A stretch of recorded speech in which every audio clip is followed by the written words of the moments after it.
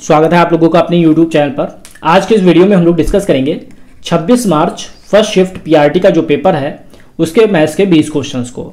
Last video में हम लोगों ने 25 मार्च के थर्ड शिफ्ट के क्वेश्चंस को डिस्कस किया था।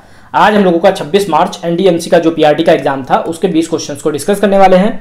पहला क्वेश्चन आप लोग स्क्रीन पर देख पा रहे होंगे। दो गोलों के आयतन जो है 216:443 343 है, उनके वक्रपृष्ठ का अनुपात ज्ञात करें। तो सिंपल इसी तरीके का हम लोगों ने लास्ट वीडियो में क्वेश्चन डिस्कस किया था, जिसमें हम लोगों को दिया गया था वक्रपृष्ठ का अनुपात और आयतन निकालना था हम लोगों को।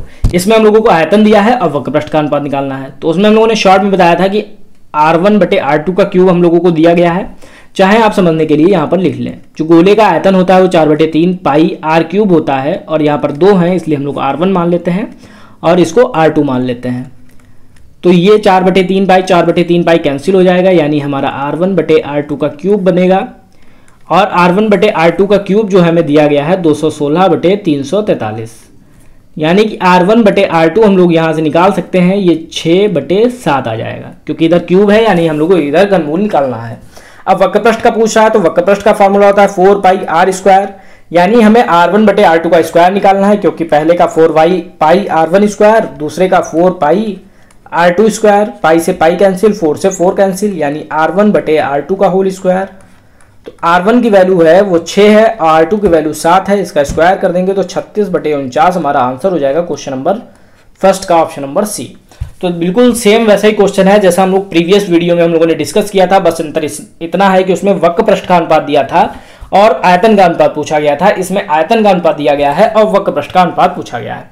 तो सबसे पहले हम लोगों ने इसमें जो है आयतन का लगा दिया, 216/343 था, तो 4/3 पाई R1³ 4/3 पाई R2³ बराबर 216/343। तो R1/R2 हम लोगों ने निकाल लिया 6/7। हम लोगों को चाहिए था वक्रपृष्ठ का अनुपात, यानी आप 4πr1² 4πr2², 4 पाई से 4 पाई कैंसिल हो गया, R1/R2 का होल स्क्वायर यानी 6/7 का होल स्क्वायर, यानी 36/49 हमारा आंसर हो गया क्वेश्चन नंबर 1 का। नेक्स्ट देखते हैं क्वेश्चन नंबर 2। क्वेश्चन नंबर 2 में कह रहा है 540 किलोमीटर 600 सेंटीमीटर गुणे 12 सेंटीमीटर और आयामों की एक दीवार 12 सेंटीमीटर गुणे 10 सेंटीमीटर गुणे 15 किलोमीटर आकार की ईंटों के साथ बनाई गई है, कितनी ईंटों की आवश्यकता होगी। ये हमारा सेंटीमीटर में, ये सेंटीमीटर में, ये सेंटीमीटर में, ये सेंटीमीटर में, ये किलोमीटर में और ये किलोमीटर में है। वैसे अगर देखा जाए, हम लोगों ने बात की थी जब भी ईंटों की आवश्यकता पूछी जाएगी तो ऊपर बड़े वाली चीज को रखेंगे, जैसे 540, 600, 12 और नीचे जो है हमारा रहेगा 12, 10 और 15। जो संख्या है ईंटों की वो हमें पता चल जाएगी, यानी ऊपर वाले बड़े वाले का आयतन बटे छोटे वाले का आयतन। तो आयतन निकालना होता है। यहाँ पर हम लोग जो है हम लोगों का जो आयाम दिया था तो तीनों की मल्टीप्लाई बटे नीचे तीनों की मल्टीप्लाई। अब ये हमारा किलोमीटर में, एक चीज इधर भी किलोमीटर में है, एक चीज इधर भी किलोमीटर में है, यानी कि हम लोगों को यूनिट चेंज करने की कोई जरूरत नहीं है। किलोमीटर से किलोमीटर कैंसिल हो जाएगा। अगर आप चेंज करना चाहते हैं, आप लोगों को नहीं समझ में आ रहा है, तो 540 किलोमीटर है, इसको मीटर में चेंज करेंगे तो किलोमीटर में 1000 मीटर होते हैं, तो 100 से फिर मीटर से सेंटीमीटर में चेंज करने के लिए फिर 2 जीरो बढ़ाएंगे, मल्टीप्लाइड बाई 600 मल्टीप्लाइड बाई 12, इधर 12 सेंटीमीटर गुणे 10 सेंटीमीटर, 15 किलोमीटर को चेंज करने के लिए 1000 मीटर, मीटर को सेंटीमीटर में चेंज करने के लिए 100। तो ये और ये कैंसिल हो गया। आप चाहें डायरेक्ट कर दें या फिर आप इसको, अगर नहीं समझ में आ रहा है तो आप इसको चेंज कर सकते हैं, क्योंकि किलोमीटर हमारा ऊपर भी है नीचे भी है तो कैंसिल हो जाएगा। अब हमारी जो बन गया तो 540 गुणे 600 गुणे 12 बटे 12 गुणे 10 गुणे 15। तो ये हमारा 12 से 12 कैंसिल हो गया, 10 से 1 जीरो कैंसिल हो गया, 15 से डिवाइड किया तो 15 चक्कू 60 हो गया, यानी 54 गुणे 40। मल्टीप्लाई कर देंगे, 4 चक्कू 16, 5 चक्कू 20 और 1 21, 2160 हमारा आंसर आ जाएगा क्वेश्चन नंबर 2 का, ऑप्शन नंबर सी। तो इसको सॉल्व करने के लिए सबसे पहले बड़े वाले का आयतन, यानी यहाँ पे जो दीवार है उसका आयतन बटे छोटे का आयतन यानी ईंट का आयतन, तो दोनों को हम लोगों ने मल्टीप्लाई करके अपॉन कर दिया। यहाँ पर 2 हमारे सेंटीमीटर में थे, यहाँ पर भी 2 सेंटीमीटर में थे, 1 किलोमीटर में था, 1 किलोमीटर में था। हमें कोई जरूरत नहीं थी कि हम लोग यूनिट को चेंज करें, डायरेक्ट हम लोग कैलकुलेट कर सकते हैं। अगर आप चाहें तो 1 किलोमीटर को हम लोग मीटर में चेंज करने के लिए 1000 से मल्टीप्लाई करेंगे तो हमारा मीटर में हो जाएगा। फिर मीटर से सेंटीमीटर में चेंज करने के लिए फिर 100 से मल्टीप्लाई करेंगे, यानी टोटल जो मल्टीप्लाई करेंगे वो 1000 गुणे 100 से, तो हमारा सेंटीमीटर में हो जाएगा। तो 1 किलोमीटर से जब हम सेंटीमीटर में जाएंगे तो हमें 1000 गुणे 100 से मल्टीप्लाई करनी पड़ती है।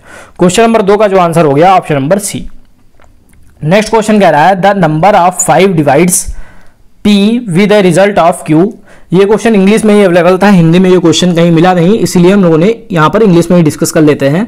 द नंबर 5 डिवाइड्स p, यानी कि यहाँ पर कह रहा है कि जो 5 है वो p को डिवाइड करता है with a result of q, तो हमें रिजल्ट में q मिलता है। 5 डिवाइड करता है, जो डिवाइड करता है वो हमारा होता है भाजक, जिससे हम लोग भाग देते हैं वो हमारा होता है भाजक, ये आप लोगों को याद रखना पड़ेगा। और जिसको भाग दिया जाता है वो हमारा होता है भाज्य, और जो हमें रिजल्ट में मिलता है वो हमारा होता है भागफल। तो यहाँ पे भाजक हमारा क्या हो गया, 5 से डिवाइड किया जा रहा है तो 5 भाजक हो गया। किसे डिवाइड किया जा रहा है, p को डिवाइड किया जा रहा है, और रिजल्ट में हमें क्या मिल रहा है, q, और रिमाइंडर ऑफ 3, यानी शेष जो है वो हमारा हो गया 3। जैसे यहाँ पर है 5 से अगर हम लोग 10 को डिवाइड करेंगे तो 5 दूनी 10, 0 आ जाएगा। ये हमारा हो जाएगा जिससे भाग दिया जा रहा है भाजक, जिसको भाग दिया जा रहा है ये भाज्य, जो हमें मिल रहा है ये भागफल, और ये हमारा शेष। तो ये हमारा रूल होता है, इसको आप लोगों को याद रखना है। यहाँ पर हम लोगों को 5 से डिवाइड किया जा रहा है, यानी कि जो हमारा भाजक हो गया वो 5 हो गया। p को डिवाइड किया जा रहा है, यानी p हो गया जो भाज्य, और भागफल हमें रिजल्ट में मिलता है वो q है, और शेषफल हमारा 3 है। फिर कहते हैं नंबर ऑफ 5 डिवाइड्स q, फिर से हमारा जो भाजक है वो 5 है। द नंबर 5 डिवाइड्स q, अब हमारा जो भाज्य हो गया वो q हो गया, with a result of 3 and remainder of 1। Sorry, यहाँ पे जो हम लोगों का भागफल हो जाएगा, हाँ भागफल जो हो जाएगा वो हमारा 3 हो जाएगा, क्योंकि कह रहा है जो रिजल्ट हमारा आ रहा है वो 3 आ रहा है, और शेष जो है हमारा वो 1 आ रहा है। अब हमने इतनी चीज लिख ली जो क्वेश्चन में दी थी। अब हमें फार्मूला पता होना चाहिए। एक होता है भाज्य बराबर भाजक गुणे भागफल प्लस शेष। ये आपका बिल्कुल बेसिक मेथड है, इससे आपका कोई भी कैसा भी क्वेश्चन पूछा जाए बिल्कुल आप लोग आसानी से कर ले जाएंगे। तो भाज्य यहाँ पर सबसे पहले इसमें लगाते हैं, तो भाज्य हमारा क्या है, q बराबर भाजक गुणे भागफल प्लस शेष। तो 5 दिया 15 प्लस 1 16। तो q की वैल्यू हम लोगों ने निकाल ली, 16 आ गई। जब हमें q की वैल्यू यहाँ पे पता चल गई, यानी कि भागफल हमें पता चल गया 16, तो अब हम लोग यहाँ पर इसमें यूज कर लेंगे। तो भाजक हमारा था 5, भागफल हमारा था q, शेष हमारा था 3, और भाज्य हमारा था p। तो 5 q की वैल्यू हमने निकाल ली 16 प्लस 3, 16 पंचे 80 और 3 83। तो p की वैल्यू आ गई 83, यानी कि हमारा आंसर हो गया ऑप्शन नंबर p की वैल्यू पूछी जा रही थी जो कि हमारी हो गई 83। तो इस क्वेश्चन के लिए सबसे पहले जिससे भाग दिया जाता है वो हमारा भाजक होता है, जिसको भाग दिया जाता है वो हमारा भाज्य होता है, और जो हमें रिजल्ट में मिलता है वो हमारा भागफल होता है, और रिमाइंडर में जो हमारा शेष होता है वो रहता है।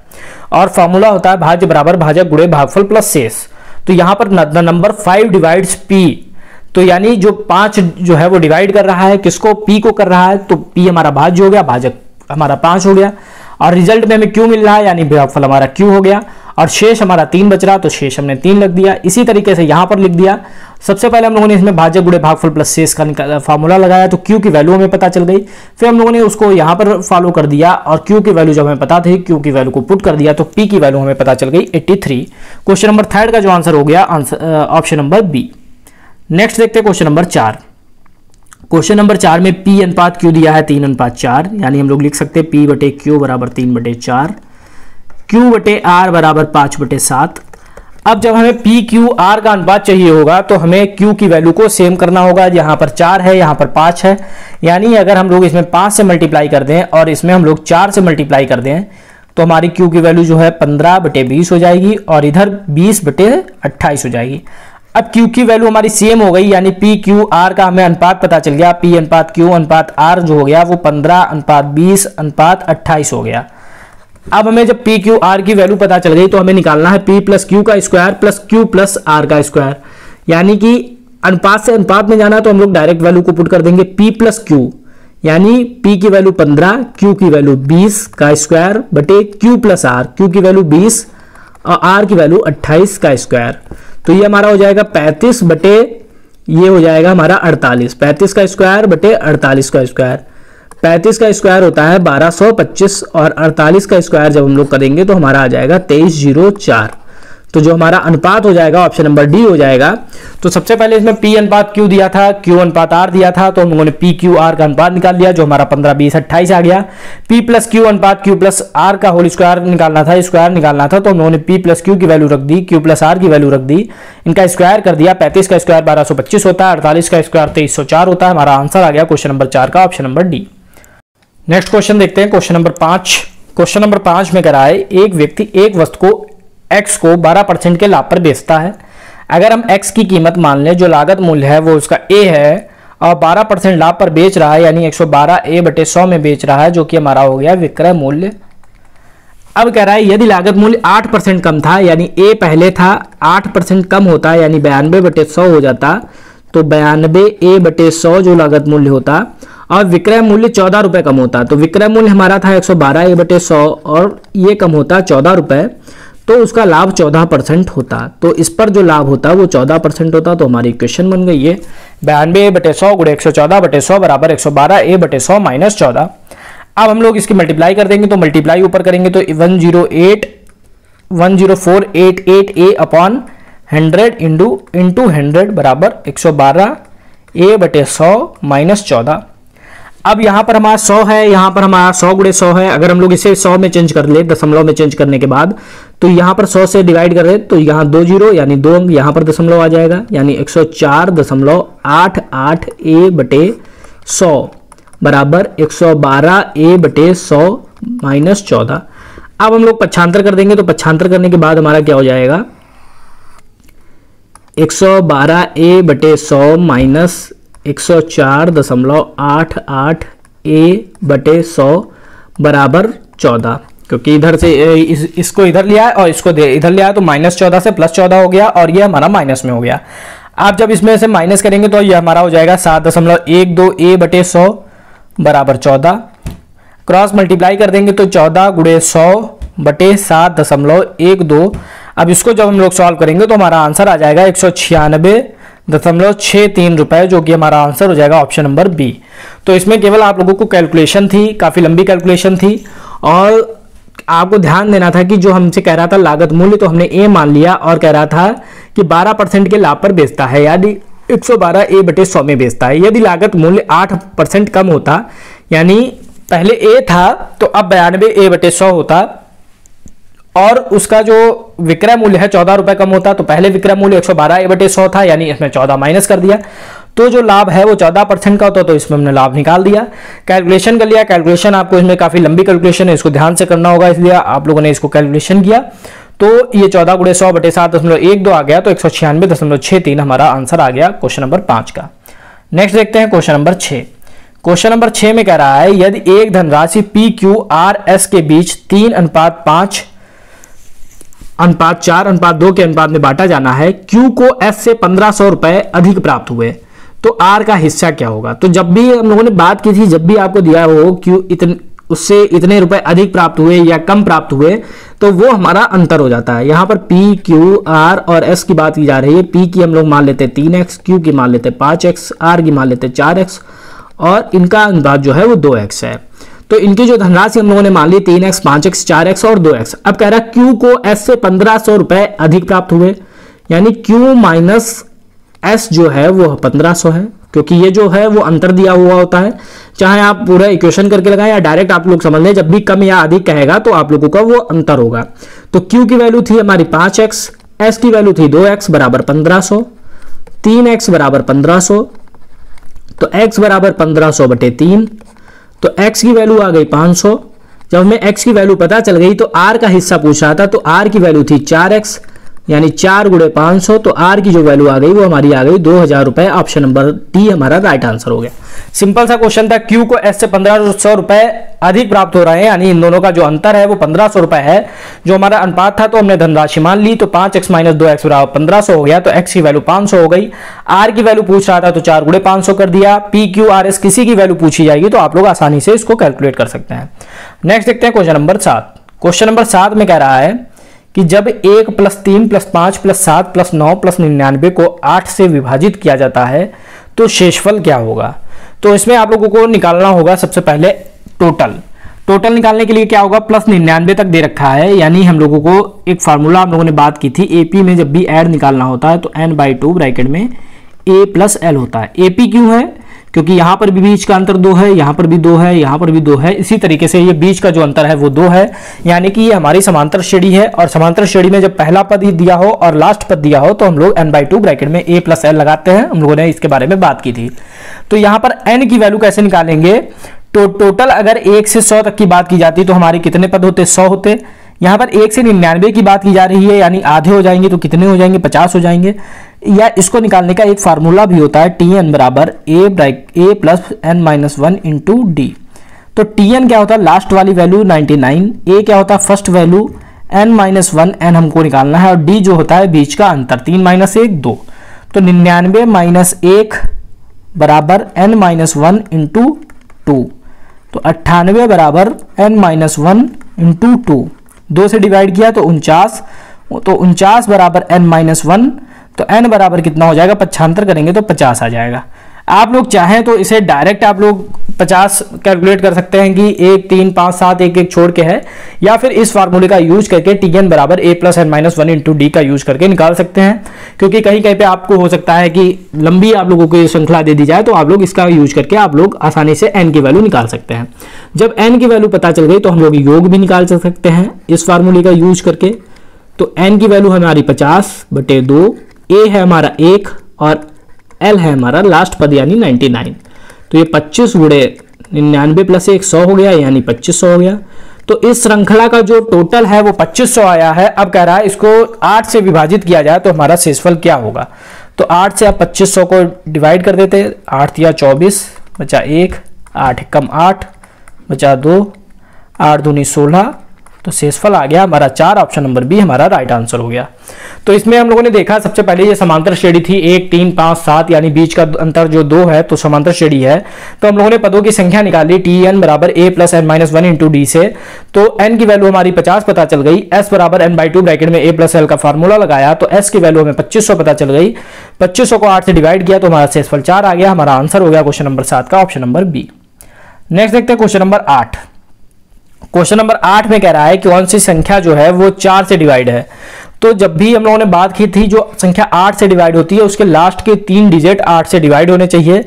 4 से डिवाइड होने के लिए लास्ट की जो 2 डिजिट है वो 4 से डिवाइड होनी चाहिए। तो इसके लिए जो हमारी संख्या है 3088 है। इसमें देखिए 4 से दोनों जो संख्या है हमारी डिवाइड हो रही हैं, दोनों जो 88 है 4 से डिवाइड हो रहा है 22। बाकी देखेंगे 82 भी 4 से डिवाइड नहीं होता, 42 भी 4 से डिवाइड नहीं होता, 74 भी 4 से डिवाइड नहीं होता, यानी हमारा जो आंसर हो जाएगा ऑप्शन नंबर बी। 8 से डिवाइड होने के लिए जो लास्ट के 3 जो हमारे पद होते हैं, 3 जो नंबर्स होते हैं वो डिवाइड होने चाहिए, और 4 से डिवाइड होने के लिए लास्ट के 2 नंबरों से जो संख्या बनती है वो डिवाइड होनी चाहिए। तो क्वेश्चन नंबर 8 का आंसर हो गया ऑप्शन नंबर बी। नेक्स्ट देखते हैं क्वेश्चन नंबर 9। क्वेश्चन नंबर 9 में हम लोगों को यहाँ पर घातांक का एक सवाल दिया गया है और इसमें हम लोगों को वैल्यू पूछी गई है। तो जब भी घात, जैसे x की घात 1/3 का मतलब हो गया इसका घनमूल, x का घनमूल। घात 4 का मतलब हो गया यहाँ पर 4 होगा, घात 5 का मतलब हो गया यहाँ पर 5 होगा। 1 में जो भी है तो उसका मतलब ये हो गया। अंडर रूट अगर लिखा है तो इसका मतलब हो गया x की घात 1/2, या फिर x की घात 1/2 का मतलब हो गया अंडर रूट x। अब इसी को यूज करके हम लोग यहाँ पर इस क्वेश्चन को सॉल्व करेंगे। तो यहाँ पर 8 की घात 1/3 का मतलब हो गया इसका घनमूल, 27 की घात 1/3 का मतलब हो गया 27 का घनमूल, घात 1/2 का मतलब हो गया पूरे का वर्गमूल। तो 5 ब्रैकेट में 8 का घनमूल हमारा कितना होगा 2, क्योंकि 2 दूना 4 दूनी 8, 27 का 3 होता है, ये आप लोगों को याद होने चाहिए छोटे छोटे घनमूल। घात 1/2 का मतलब हो गया अंडर रूट, तो ये हमारा हो गया अंडर रूट 5 × 5, वर्गमूल से बाहर आ जाएगा तो 5 हमारा आंसर हो जाएगा ऑप्शन नंबर डी। केवल इतनी समझने वाली बात थी, जब भी घात हमारी 1/3 होगी तो उसका मतलब है घनमूल, घात 1/4 का मतलब है यहाँ पर 4 होगा, घात 1/5 का मतलब है 5। तो 3 था तो घनमूल हो गया, 8 का घनमूल 2 होता है, 27 का 3 होता है, 3 2 5 × 5 25 हो गया। घात 1/2 का मतलब होता है वर्गमूल, तो 25 का वर्गमूल 5 होता है। तो हमारा जो आंसर हो गया क्वेश्चन नंबर 9 का ऑप्शन नंबर डी। नेक्स्ट देखते हैं क्वेश्चन नंबर 10। क्वेश्चन नंबर 10 में हम लोगों को एक ग्राफ दे रखा है और कह रहा है graph of the class intervals versus their frequencies are shown, the modal class of the data is. तो मॉडल क्लास पूछा है, तो मॉडल क्लास का मतलब होता है जो हमारी हाईएस्ट फ्रीक्वेंसी होती है। तो यहाँ पर हाईएस्ट फ्रीक्वेंसी जिसमें होगी वही हमारा जो है मॉडल क्लास हो जाएगा। तो हाईएस्ट फ्रीक्वेंसी किसमें है 13, 80 to 90, यानी हमारा आंसर हो जाएगा ऑप्शन नंबर बी। तो जब भी मॉडल क्लास की बात की जाएगी तो आप हाईएस्ट फ्रीक्वेंसी की तरफ जाएंगे। हाईएस्ट फ्रीक्वेंसी हम लोगों को 13 मिल रही है और 13 जो है वर्ग अंतराल 80 से 90 में आ रहा है। तो जो हमारा आंसर हो जाएगा क्वेश्चन नंबर 10 का ऑप्शन नंबर बी। नेक्स्ट देखते हैं क्वेश्चन नंबर 11। क्वेश्चन नंबर 11 में कह रहा है दो संख्या 3:5 के अनुपात में है, यानी जो हमारी संख्याएं हैं वो 3x हैं और 5x हैं। यदि दो संख्याओं के वर्ग का योगफल इतना है, यानी कि इसका अगर वर्ग कर दिया जाए 3x का वर्ग और इसका वर्ग कर दिया जाए 5x का वर्ग, तो इनका जो योग है वो 7650 है। यानी 9x square plus 25x square बराबर 7650। तो 25 9 34x स्क्वायर बराबर 7650। तो x स्क्वायर बराबर 7650 बटे 34। तो x स्क्वायर बराबर हमारा आ गया 225। जब x स्क्वायर की वैल्यू पता चल गई तो x की वैल्यू हम लोग निकाल सकते हैं 15, क्योंकि 15 का स्क्वायर 225 या 225 का जो वर्गमूल होता है वो 15। संख्याएं पूछी गई थी, संख्याएं थी 3x यानी 3 गुणे 15, तो 15 दिया 45। नेक्स्ट जो थी वो 5x यानी 5 गुणे 15, तो 15 अपना 75। तो हमारी जो संख्याएं आ गई 45 और 75, ऑप्शन नंबर सी। सिंपल सा क्वेश्चन था, 3 और 5 के अनुपात में दी गई थी, 3x और 5x हो गई। अब इनके वर्गों का योग 7650 दिया था, तो वर्गों का योग कर दिया 7650 के बराबर कर दिया, तो x स्क्वायर बराबर 225 आ गया। जब x स्क्वायर की वैल्यू 225 आ गई तो x की वैल्यू हमारी 15 हो गई। जब 15 हमें x की वैल्यू पता चल गई, 3x और 5x हमारी संख्याएं थी, तो हम लोगों ने संख्या निकाल ली 45 और 75। अब नेक्स्ट क्वेश्चन देखते हैं। नेक्स्ट क्वेश्चन में कह रहा है सुष्मिता को दूध वाले को अपने बटुए में से पैसों का 36% देना है। तो टोटल जो उसका बटुए हैं उसमें से 36% देना है। टोटल हमारा 100% होता है। दूध वाले को 1152 रुपए देती है, यानी कि दूध वाले को 36% देना है और उसकी कीमत हमें दे रखी है 1152। तो रख देते 1152। तो 1% की कीमत हम लोग निकाल सकते हैं 1152 बटे 36। तो उसके बटुए में कितने पैसे हैं, यानी कि 100% की वैल्यू पूछ रहा है, तो 1152 बटे 36 गुणे 100। 6 से डिवाइड करेंगे, 6 छंग 36, 6 कम 6 बचा 5, 6 नाम 14 बचा 1, 6 दूनी 12। फिर 6 से डिवाइड करेंगे, 6 तिया 18 बचा 1, 6 दूनी 12, यानी 32 गुणे 100 हमारा आंसर हो जाएगा 3200 रुपए, ऑप्शन नंबर बी। तो कह रहा था क्वेश्चन में 36% देना है, यानी 36% की वैल्यू 1152 है, तो 1% की वैल्यू 1152 बटे 36 हो गई। तो 100% की वैल्यू हमारी आ गई 3200 रुपए, यानी ऑप्शन नंबर बी हम लोगों का राइट आंसर हो गया। नेक्स्ट देखते हैं क्वेश्चन नंबर 14। क्वेश्चन नंबर 14 में कह रहा है 150 रुपए का एक मोबाइल फोन कवर 10% की छूट पर उपलब्ध है, ज्ञात करें 675 रुपए में कितने खरीदे जा सकते हैं। तो जो फोन की कीमत है वो 150 है और छूट कितनी है 10%, यानी 90 में मिल रहा है, तो 90 बटे 100। तो इसकी मल्टीप्लाई कर देंगे तो एक मोबाइल कवर की कीमत आ गई 135। टोटल 675 रुपए हैं, एक की कीमत 135 है। अगर दोनों को डिवाइड कर देंगे तो हमारा कवरों की संख्या आ जाएगी, तो इसको डिवाइड करेंगे 5 बार में जाएगा। तो कवर की जो संख्या आ गई है 5 आ गई, यानी 675 रुपए में 5 कवर खरीदे जा सकते हैं। तो सिंपल हम लोगों को पता था 150 रुपए में मोबाइल फोन कवर मिल रहा है, इस पर छूट है 10% की, यानी 90 बटे 100 में। तो हमें एक मोबाइल कवर की कीमत 135 पता चल गई, 675 रुपए टोटल थे, तो 135 एक की कीमत थी, तो हम लोगों को संख्या निकाल सकते थे 675 बटे 135। 5 हम लोगों का आंसर आ गया क्वेश्चन नंबर 14 का। नेक्स्ट देखते हैं क्वेश्चन नंबर 15। क्वेश्चन नंबर 15 में कह रहा है ए किसी कार्य का 4/5 भाग 36 दिन में कर सकता है। ए जो है किसी कार्य का 4/5 भाग 36 दिन में कर सकता है, यानी एक भाग कितने में करेगा, तो क्रॉस मल्टीप्लाई कर देंगे 36 गुणे 5 बटे 4, तो 4 नेम 36 यानी 45 दिन। तो ए जो है किसी कार्य को 45 दिन में कर सकता है। बी उसी कार्य का 2/5 भाग 24 दिन में कर सकता है। बी जो है 2/5 भाग कर सकता है 24 दिन में। फिर क्रॉस मल्टीप्लाई कर देंगे तो हमारा हो जाएगा 24 गुणे 5 बटे 2, 12 पंचे 60, यानी टोटल काम जो है बी जो है वो 60 दिन में कर सकता है और ए जो है वो 45 दिन में कर सकता है। दोनों कितने घंटों में काम कर सकते हैं, सॉरी ये घंटे होंगे आप लोगों के 60 घंटे में और ये 45 घंटे में, दोनों मिलकर, यानी ए प्लस बी पूछ रहा है, तो ए की वैल्यू 45 है 1/45, बी की वैल्यू 60 है तो 1/60। एलसीएम ले लेंगे 180 हो जाएगा, 45 चक्कू 180 और 60 दिया 180, यानी 7/180 आ गया। ए प्लस बी बराबर पूछ रहा था कितने घंटों में खत्म कर सकते हैं, यानी 180/7 हम लोगों का आंसर हो जाएगा 180/7 घंटे, ऑप्शन नंबर सी। तो 4/5 भाग कर रहा था 36 दिन में, तो पूरा भाग हम लोगों ने क्रॉस मल्टीप्लाई करके निकाल लिया, 36 गुणे 5/4 से 45 घंटे आ गया। 2/5 भाग कर रहा था 24 दिन में, तो पूरा भाग हम लोगों ने निकाल लिया क्रॉस मल्टीप्लाई करके 5/2 से 60 घंटे में। सिंपल सा क्वेश्चन अब हमारा बन गया है, ए अगर किसी काम को कर रहा है 45 घंटे में, बी कर रहा है 60 घंटे में, तो दोनों मिलकर कितने में करेंगे, दोनों को ऐड कर दिया, एलसीएम ले लिया 7/180, यानी 180/7 हम लोगों का आंसर हो गया क्वेश्चन नंबर 15 का। नेक्स्ट देखते हैं क्वेश्चन नंबर 16। क्वेश्चन नंबर 16 में कह रहा है एक व्यक्ति को 128 मिनट में 16.5 किलोमीटर की दूरी तय करनी होती है। उसने 1/3 8 किलोमीटर प्रति घंटा की गति से और शेष को कुछ अलग गति से तय करने का निर्णय लिया। 1/3 दूरी तय करने के बाद गति ज्ञात करें। तो टोटल जो दूरी थी जिसको तय करनी थी वो 16.5 किलोमीटर थी। 1/3 का मतलब हो गया कि 16.5 गुणे 1/3 यानी कि हमारा आ गया 5.5 किलोमीटर दूरी जो है वो तय कर चुका है। किस रफ्तार से? 8 किलोमीटर प्रति घंटे की रफ्तार से। तो 5.5 किलोमीटर की दूरी उसने 8 किलोमीटर प्रति घंटा की रफ्तार से तय की। तो समय हम लोग निकाल सकते हैं। समय बराबर दूरी हम तय की उसने कितनी? 5/5। चाल कितनी थी? 8। तो इसको डिवाइड कर देंगे, हमारा आ जाएगा 0.6875 घंटे। तो ये हमारा घंटे में आया। अब हमें ये टाइम जो है मिनट में दिया था, इसको हम लोग मिनट में चेंज कर लेते हैं। तो ये हमारा हो जाएगा 41.25 मिनट। इसमें 60 से मल्टीप्लाई कर देंगे तो हमारा मिनट में चेंज हो जाएगा। तो 41.25 मिनट आ गया। 41.25 मिनट में वो 5.5 किलोमीटर तय कर लेता है। अब कह रहा है शेष को कुछ अलग गति से तय करने का निर्णय लिया। टोटल थी 16.5, 5.5 तय कर चुका है। कितनी बची? तो 11 किलोमीटर बची। अब पूछ रहा है कि 11 किलोमीटर को तय करने के लिए वो किस 1/3 दूरी तय करने के बाद की जो गति है वो हम लोगों से पूछ रहा है। तो 11 किलोमीटर जो है हम लोगों ने मान लिया समय बराबर दूरी बटे चाल। तो वो 41.25 मिनट खर्च कर चुका है। टोटल उसका टाइम था 128.00 और 41.25 उसने खर्च कर दिया। तो कितना बचा? हम लोग इसको माइनस कर देंगे। तो माइनस करने के बाद हम लोगों का आ गया 86.75।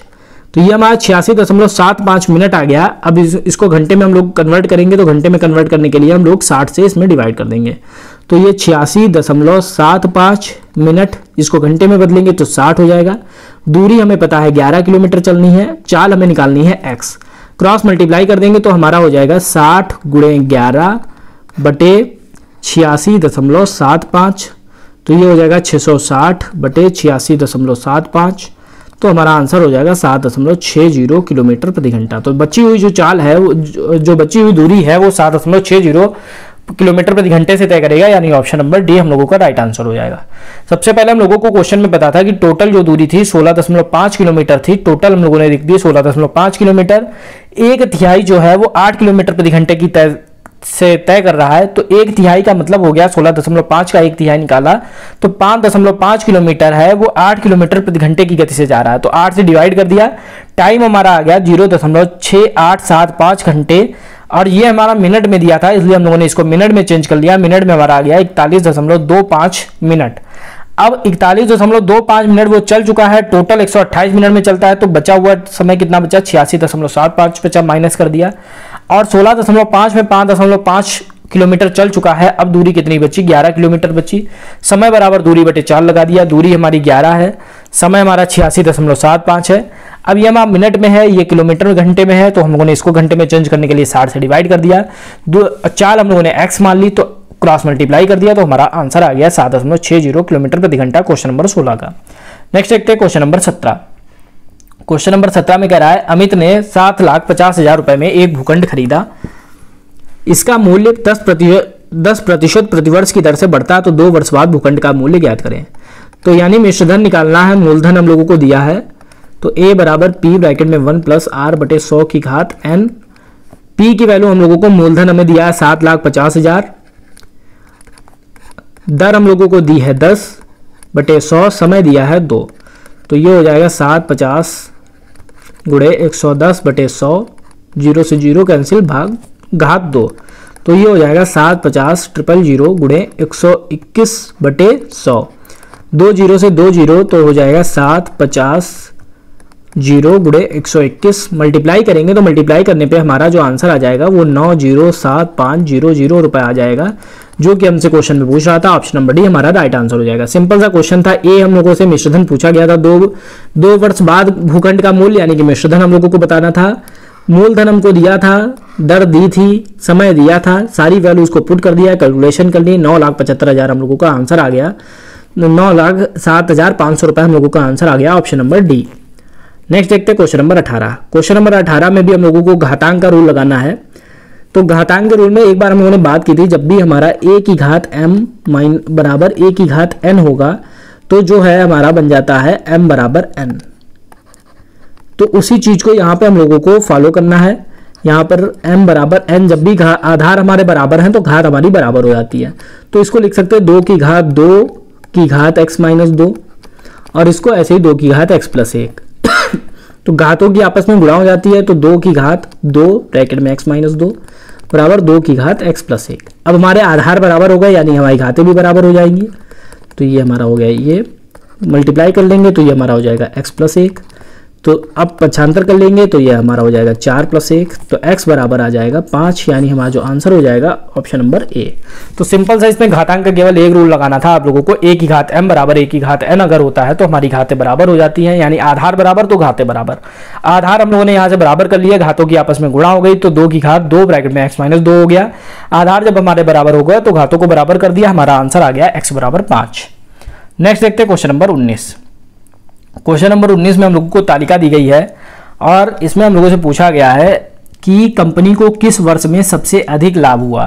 ये हम लोगों के लागत मूल्य दिए गए हैं और ये बिक्री दी गई है, यानी विक्रय मूल्य दिया गया है, और लाभ हम लोगों को बताना है। तो सबसे पहले हम लोग लागत मूल्य निकाल लेते हैं। 2016 में कंपनी का कितना, 60 प्लस 90 प्लस 60 प्लस 45, इनको ऐड करेंगे तो हमारा लागत मूल्य आ जाएगा। तो ऐड करने के बाद जब ये हमारा हो जाएगा 255। इसी तरीके से इनको ऐड करेंगे 25 65 70 45, तो इनको ऐड करेंगे तो ये हमारा हो जाएगा 205। फिर इसी तरीके से 80 120 80 और 45 को ऐड करेंगे तो ये हमारा हो जाएगा 325। फिर इसी तरीके से 100 75 20 45 को ऐड करेंगे तो ये हमारा हो जाएगा 240। फिर इसी तरीके से इनको ऐड करेंगे तो ये हमारा हो जाएगा 380। अब ये हमारे लागत मूल्य हो गए, ये हमारा बिक्री मूल्य हो गया। अब हम लोग को लाभ निकालना है, तो विक्रय मूल्य में से अगर हम लोग माइनस कर देंगे लागत मूल्य तो हमारा लाभ निकल आएगा। तो इसको माइनस कर देते हैं हम लोग, तो यहाँ पर लिख देते हैं 800 में से 255 गया तो हमारा आ गया 545। 600 में से 205 गया तो हमारा आ गया 395। फिर हमारा 900 में से 325 गया तो हमारा आ गया 575। फिर हमारा 750 में से 240 गया तो आ गया 510, और इसी तरीके से 950 में से 380 गया तो आ गया 570।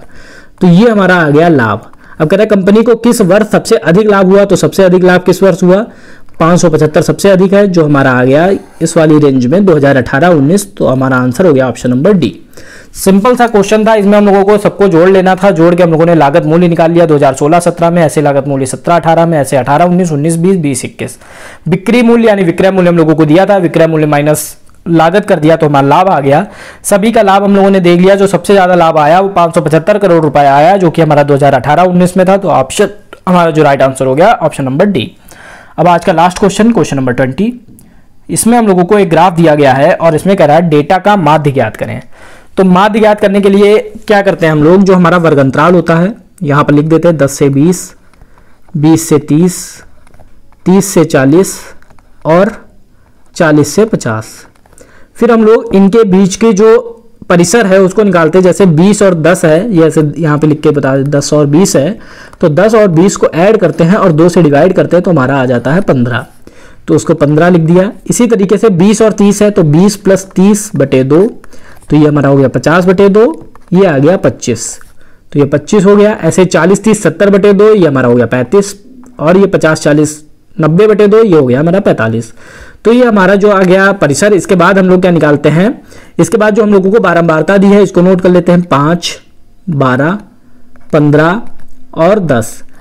अब ये होता है हमारा f, और फिर हम लोग ये होता है हमारा x, और अब हम लोग निकालते हैं sigma fx upon sigma f। हम लोगों का फार्मूला होता है, तो उसके लिए हम लोग क्या करते हैं, fx निकालते हैं। सबसे पहले fx निकालने के लिए हम लोग यहाँ पर मल्टीप्लाई कर देंगे, 15 और 5 की 75, 25 और 12 की मल्टीप्लाई करेंगे तो हम लोगों का यहाँ पे आ जाएगा 12 पंचे 60, 12 दूनी 24 6 30 यानी 300। इसकी मल्टीप्लाई करेंगे तो 525, और इसकी मल्टीप्लाई करेंगे तो 450। फिर हम लोगों को चाहिए होता है माध्य के लिए sigma fx upon sigma x। Sigma f, sigma का मतलब होता है सबका टोटल। तो 75 300 525 और 450 को ऐड करेंगे तो हमारा आ जाएगा 1350, और सिग्मा f तो इसको ऐड करेंगे 12 5 17 17 5 22 10 32 10 42। तो सिग्मा एफ एक्स हमारा हो गया 1350, सिग्मा एफ हमारा हो गया 42, डिवाइड कर देंगे तो हमारा हो जाएगा 32.14, यानी हमारा जो आंसर हो जाएगा ऑप्शन नंबर बी। तो इसमें सबसे पहले जो हम लोगों को वर्गांतराल दिया होता है इनका माध्य निकालते हैं। 20 और 10 का जो माध्य हो जाएगा 20 10 30/2 15। इसी तरीके से 30 20 50 इसका हो जाएगा 25। फिर इनके बीच का अंतर आप लोग देख ले 15 10 25, तो फिर 35, फिर 45। आगे आप लोगों को भाग देने की जरूरत नहीं है, डायरेक्ट जो भी इनके बीच का अंतर है वही सेम आप लोगों का चलता रहेगा जब तक कि आप लोगों की बारंबारता दी गई है। जैसे यहाँ पर 10 आया बीच का अंतर, तो 25 10 35, 35 10 45। फिर 5 और 15 की मल्टीप्लाई करते हैं तो ये हमारा आ गया 75। फिर 25 और 12 की मल्टीप्लाई 300, 35 15 की मल्टीप्लाई 525, 45 और 10 की मल्टीप्लाई 400। फिर इन सबको ऐड कर दिया तो 1350 हो गया। बारंबारता को ऐड किया तो ये हमारी एफ होती है, ये हमारी 42 हो गई। फार्मूला होता है माध्य का sigma F x upon sigma F, इनको ऐड कर दिया, सिग्मा एफ कर दिया और कैलकुलेट कर लिया तो 32.14 हमारा आंसर हो गया ऑप्शन नंबर बी। तो ये आज का जो हम लोगों का पेपर था ये 26 मार्च का फर्स्ट शिफ्ट का पेपर था। नेक्स्ट वीडियो में हम लोग डिस्कस करेंगे सेकंड शिफ्ट के पेपर को। अगर आज का वीडियो आप लोगों को पसंद आया तो वीडियो को लाइक करें, साथ ही साथ शेयर करें। मिलते हैं नेक्स्ट वीडियो में। Thank you.